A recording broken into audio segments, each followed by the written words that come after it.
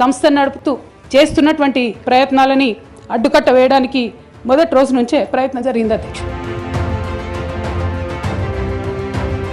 కానీ ఎక్కడ కూడా నేను తెలంగాణ బిడ్డలని తెలంగాణ ప్రజల్ని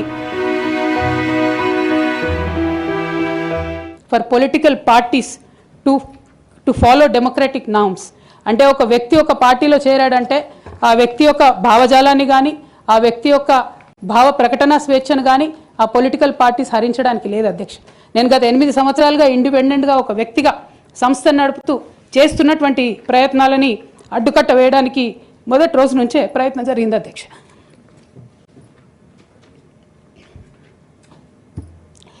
కానీ ఎక్కడ కూడా నేను తెలంగాణ బిడ్డలని తెలంగాణ ప్రజల్ని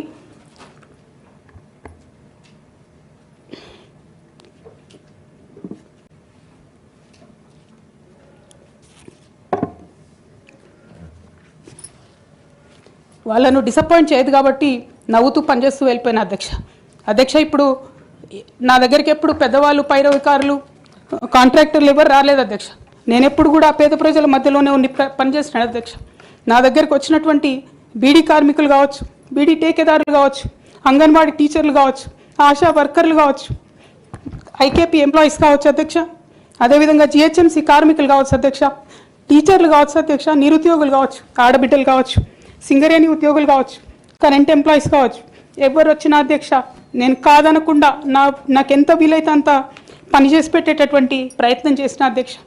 అయినా సరే అధ్యక్ష పార్టీ మౌత్ పీసులుగా ఉండేటటువంటి పార్టీ పేపర్లు పార్టీ ఛానళ్ళు ఏ ఒక్కరు కూడా ఎన్నడూ కూడా మద్దతు ఇవ్వలేదు అధ్యక్ష.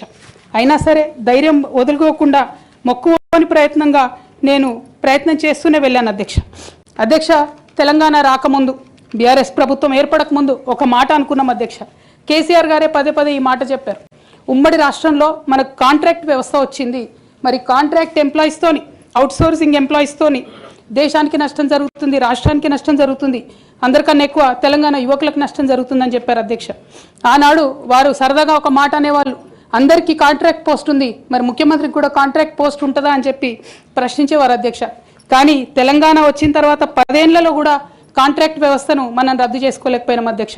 అది కాకుండా అవుట్సోర్సింగ్ ఎంప్లాయీస్ అవుట్సోర్సింగ్ వ్యవస్థను పెంచి పోసిపోయినాం అధ్యక్ష. బాధతో చాలా ఆవేదనతో నేను ఈ మాటలు చెప్తా ఉన్నా అధ్యక్ష. తెలంగాణ సమాజానికి ఏదైతే ప్రశ్నించడం నేర్పించినటువంటి బీఆర్ఎస్ పార్టీ అధ్యక్ష అంతర్గత వేదికలలో అనేక సందర్భాలలో నేను ప్రశ్నిస్తే అధ్యక్ష నా మీద కక్ష కట్టారు అధ్యక్ష. కేసీఆర్ గారు చుట్టూన్నటువంటి కొందరు వ్యక్తులు తప్పక చెప్తున్నాను అధ్యక్ష ఈ మాట. ఎందుకంటే భారతదేశ రాజ్యాంగం ప్రకారం రాజకీయ పార్టీలు ఏవైనా కూడా ప్రజలకు ఒక దిక్సూచిగా నిలవాలి అధ్యక్ష, ప్రజలకు ఒక దారిదీపంగా నిలవాలి. పార్టీలోనే అంతర్గత ప్రజాస్వామ్యం లేకపోతే రాష్ట్రంలో ఎట్లా ప్రజాస్వామ్యం ఉంటుందనే విషయాన్ని కూడా మనందరం గమనించాలి. కాబట్టి ఈ మాట చెప్తా ఉన్నాను అధ్యక్ష.